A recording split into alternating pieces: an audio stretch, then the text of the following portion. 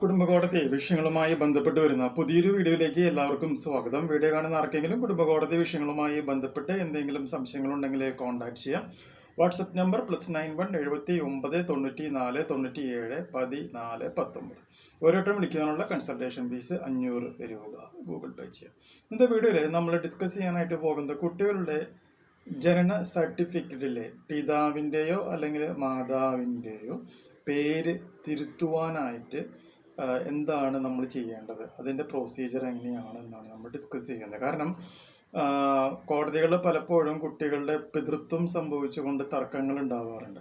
അങ്ങനെ തർക്കങ്ങൾ ഉണ്ടാകുമ്പോൾ അച്ഛൻ്റെ പേര് പലപ്പോഴും മാറ്റേണ്ട സാഹചര്യം വരികയാണ് എന്നുണ്ടെങ്കിൽ അതെങ്ങനെ ചെയ്യണം എന്നുള്ളതാണ് നമുക്ക് അറിയേണ്ടത്. അപ്പോൾ കോടതി പറഞ്ഞ പോയിന്റ്സ് ഇങ്ങനെയാണ്. അതായത് കുട്ടിയുടെ അച്ഛൻ ആരാണെന്ന കാര്യത്തിൽ തർക്കമുള്ള കേസുകളിൽ ജനന സർട്ടിഫിക്കറ്റിലെ അച്ഛൻ്റെ പേര് വെറുതെ തിരുത്തി നൽകാൻ രജിസ്ട്രാർക്ക് അധികാരമില്ല, അല്ലെങ്കിൽ കഴിയില്ല.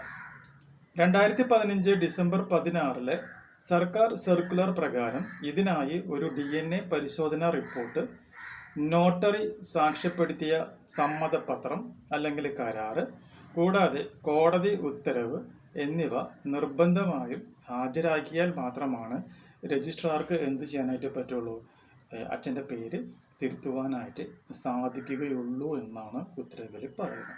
അപ്പോൾ ഈ സിറ്റുവേഷൻ അഭിമുഖീകരിക്കുന്ന ആരെങ്കിലും ഉണ്ട് എന്നുണ്ടെങ്കിൽ തീർച്ചയായും ഈ ഉത്തരവ് പ്രകാരം അത് ചെയ്യുവാനായിട്ട് ശ്രമിക്കുക. ഈ ഒരു ഇൻഫോർമേഷൻ നിങ്ങൾക്ക് യൂസ്ഫുൾ ആയിട്ടുണ്ടെങ്കിൽ തീർച്ചയായും നമ്മുടെ ചാനലൊക്കെ ഒന്ന് സബ്സ്ക്രൈബ് ചെയ്യുക, തൊട്ടടുത്ത് കാണുന്ന ബെൽ ബട്ടണും എനേബിൾ ചെയ്യുക. പുതിയൊരു വീഡിയോ ആയിട്ട് വീണ്ടും കാണാം. ബൈ.